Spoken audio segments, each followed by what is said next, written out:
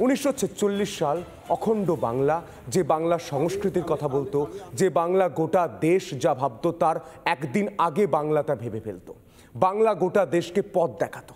সেই বাংলায় কি হলো? বাংলাদেশ হয়ে গেল, ভাগ হলো, পাকিস্তান ভাগ হলো। কিন্তু আজ বাংলাদেশে আমরা আবার শুনছি ডাইরেক্ট অ্যাকশন। এই ডাইরেক্ট অ্যাকশন কথাটার অর্থ কি? আমি শুনতো আমার মতো করে বলতে পারি, দেবাশিস বাবুর মতো বলতে পারে। আমি তারিকুল বাবুকে জানতে চাই, বাংলাদেশে উগ্র মৌলবাদী যারা, তারা ডাইরেক্ট অ্যাকশন বলতে কি বলতে চাইছে? চেয়ারম্যান সাহেব, আপনি বলুন ডাইরেক্ট অ্যাকশন শব্দের অর্থ কি? প্রথমে আমি আপনাকে একটু বলি, বাংলাদেশে যে আলেম ওলামারা আছেন, গত 17 বছর আলেম ওলামাদের উপর শেখ হাসিনা অনেক অত্যাচার, নির্যাতন, গুম করেছে। আর বাংলাদেশের সাম্প্রতিক যে বিষয়গুলো আপনি দেখছেন, সেখানে বাংলাদেশের মানুষ, সারা দেশের মানুষ, বিশ্বের মানুষ বাংলাদেশের রাজনৈতিক অঙ্গনের দিকে তাকিয়ে আছে। সেখানে আপনি যদি মনে করেন যে বাংলাদেশের আমাদের সাবেক প্রেসিডেন্ট, শহীদ প্রেসিডেন্ট জিয়াউর রহমান সাহেব সকল ধর্মের মানুষকে আন্তরিকভাবে তিনি পছন্দ করতেন, সমানভাবে তিনি তার কার্যক্রমগুলো বন্টন করতেন। তারই উত্তরসূরি আপনার জনাব তারেক রহমান। চেয়ারম্যান সাহেব, সকালবেলা এসেছি, আপনি মজা করছেন বসে বসে, গরম গরম একটু চা খান, ওপার বাংলায় তো চাটা পাওয়া যায় না। আমি জানতে চাইছি ডাইরেক্ট অ্যাকশনের মানে কি? আপনি বলুন না, বলবেন, এটা তো রাজনৈতিক মঞ্চ নয়, আপনি আপনার মতো করে বলতে পারবেন। আমি জানতে চাইছি মানেটা কি, ডাইরেক্ট অ্যাকশন শব্দের অর্থ কি বলে দিন। আজকে পর্যন্ত গরম চা খাবো। আজকে পর্যন্ত আপনি আজকে পর্যন্ত বাংলাদেশে আপনি 5 আগস্টের পরে দেখাতে পারবেন না একজন হিন্দুর উপরও যে অমানবিক হামলা বা নির্যাতন হয়েছে। সংখ্যালঘু যেটাকে বলে, আমরা হিন্দুদেরকে কখনো সংখ্যালঘু বলি না। সকালবেলা হাসতে ইচ্ছা করছে নাগরিক, সকালবেলা আপনি যেটা নিয়ে যোগ করছেন, যেটা নিয়ে মজা করছেন, এটা আমি গতকালের ছবিটা দেখানোর চেষ্টা করব।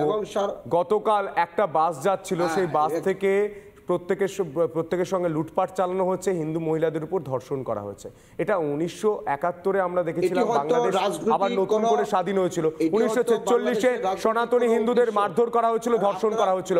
ডাইরেক্ট অ্যাকশন শব্দের অর্থটা কি বলতে আপনার এত কষ্ট হচ্ছে? এত কষ্ট হচ্ছে বলুন না। না, দর্শন শব্দের মিনিংটা আপনাকে বুঝতে হবে।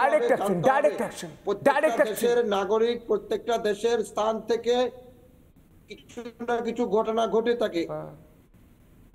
এই বাসটার ছবি দেখতে পাচ্ছেন, বাসটার ছবি দেখুন। এই বাসে লুটপাট চালানো হচ্ছে, সনাতনী হিন্দু মহিলাদের উপর অত্যাচার চালানো হচ্ছে। দেবাশিস বাবু, আপনার কাছে আমি আসি, ওনার ডাইরেক্ট অ্যাকশন শব্দটার বলতে কেন গলায় লাগছে, কেন বুকে লাগছে আমি জানি। আমি সন্তু, আমি জানি কেন ওনার বুকে লাগছে। কারণ ডাইরেক্ট অ্যাকশন বলে গোটা বাংলাদেশ জুড়ে, এই গোটা বাংলা জুড়ে, অখণ্ড বাংলা জুড়ে এই সনাতনী হিন্দুদের কোতল করা, অর্থাৎ গলা কেটে দাও, তাদের সম্পত্তি আমার সম্পত্তি। আমি পড়ছিলাম তাদের মাইয়া বেটি তাদের সম্পত্তি সব আমার সম্পত্তি। এই কথাগুলো কি আমাদের এই বাংলার সেকুলার লেখকরা তারা জানতেন না? দেখুন, এটাই মানে পরিহাস। আপনি 1946-এর ডাইরেক্ট অ্যাকশন এবং মুসলিম লীগের স্লোগানের কথাটা বলছেন। আজকে বাংলাদেশে যখন ডাইরেক্ট অ্যাকশনের ডাক উঠেছে, তার মানে বাংলাদেশ আবার পুনরায় পাকিস্তান হয়ে গেছে। কারণ এটা নিয়ে আমাদের কোনো ডিবেট করার দরকার নেই। বাংলাদেশ মানে পাকিস্তান, ইস্ট পাকিস্তান হয়েছে আবার। কারণ ভাষা দিবসের ওদের মাতৃভাষা দিবসের একদিন পরেই এই ডাকটা দিয়েছে। তার মানে ওরা পুরো প্রত্যাখ্যান করেছে। ভাষা আন্দোলন, 71-এর যুদ্ধ, এগুলো সব প্রত্যাখ্যান করেছে, ওরা বাদ দিয়ে দিয়েছে। নতুন করে ইতিহাস লিখছে, বাবার নতুন বাবা আবিষ্কার করে, নতুন একটা এদের নতুন আব্বু পয়দা করছে। ঠিক আছে, যাই হোক, এরা নিজের নতুন আব্বু পয়দা করছে, নতুন বাবা খুঁজে বের করছে নিজেদের। যাই হোক, এরা ঘুরে ফিরে ইস্ট পাকিস্তান হয়েছে আবার। এটা মুসলিম লীগের স্লোগান ছিল। ডাইরেক্ট অ্যাকশনের মানে হচ্ছে হাত মে লোটা মুহ মে পান লড়কে লেঙ্গে পাকিস্তান। অর্থাৎ ডাইরেক্ট অ্যাকশনের মানে হচ্ছে আমরা লড়ে পাকিস্তান নিয়ে নেব, কাউকে তোয়াক্কা করি না, কাউকে মানি না, আমরা খুন করব, ধর্ষণ করব, লুটপাট করব, আমরা সব রকমের বিধি বিধান, নিয়ম, মানবতা সব তাকে তুলে দিয়ে, সব ছেড়ে দিয়ে আমরা ডাইরেক্ট অ্যাকশন মানে লড়কে লেঙ্গে পাকিস্তান। এটা হচ্ছে ডাইরেক্ট অ্যাকশনের মানে। কিন্তু একটা জিনিস বুঝতে হবে, আপনি যেভাবে তুললেন কথাটা, একটা খুব গুরুত্বপূর্ণ বিষয়। ডাইরেক্ট অ্যাকশন মুসলিম লীগ বলেছেন 1946, কিন্তু অবিভক্ত কমিউনিস্ট পার্টি এই ভারতের, ওনার ওই কমিউনিস্ট পার্টির একজন বিরাট বড় কংগ্রেড গঙ্গাধর অধিকারী 1942-তে থিসিস দিয়েছে যে ভারতবর্ষের খণ্ড খণ্ড হয়ে যাওয়া উচিত। তাহলেই এখানে শ্রমিক আর কৃষকদের বিপ্লব সম্ভব। অর্থাৎ ভারতবর্ষের সেই সেকুলার কমিউনিস্ট কমরেড বামপন্থী সেকুলার প্রোগ্রেসিভ বুদ্ধিজীবীরা চিরকাল কাভারিং ফায়ার দিয়ে এসছে এই জামাতি জিহাদিদের। এদের আশকারা পেয়েছে, এরা এত প্রশ্রয় পেয়েছে এই বামপন্থীদের কাছ থেকে। মনে রাখতে হবে বাংলাদেশের জামাত সেই দিন শক্তিশালী হয়েছে যেই দিন বুদ্ধদেব ভট্টাচার্য এখান থেকে তাসলিমা নাসরিনকে তাড়িয়েছিল কলকাতা থেকে।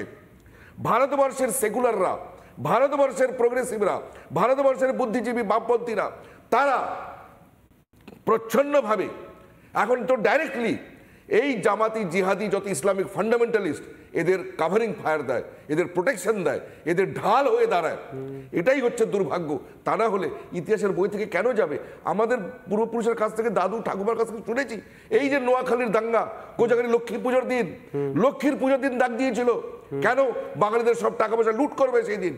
এবং যেই ক্যাম্পে আশ্রয় নিয়েছিল, যেই দুর্গা মণ্ডপে আশ্রয় নিয়েছিল, সেখানে এক একটা নাম আছে, গোলাম সরোবর, এরকম অনেক নাম আমরা জানি, ইতিহাস বইতে নেই।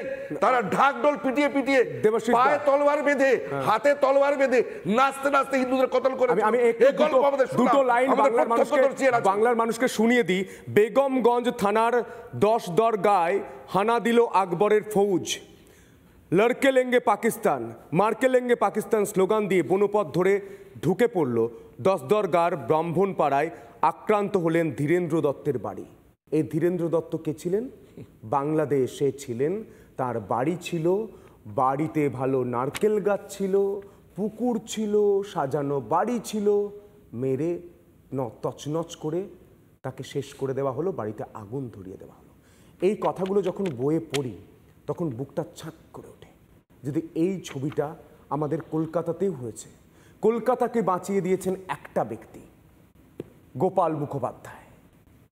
সেই গোপাল মুখোপাধ্যায়ের নামও আমরা কোনো বইয়ে পড়ি না, সুচারুভাবে বাদ দিয়ে দেওয়া হয়েছে। নানা ধরনের কন্টেন্ট দেখার জন্য লাইক করুন, শেয়ার করুন আমাদের ফেসবুক পেজ, সাবস্ক্রাইব করুন আমাদের ইউটিউব চ্যানেল। পাশাপাশি অন্যান্য ব্রেকিং নিউজের জন্য অবশ্যই চোখ রাখুন রিপাবলিক বাংলায়।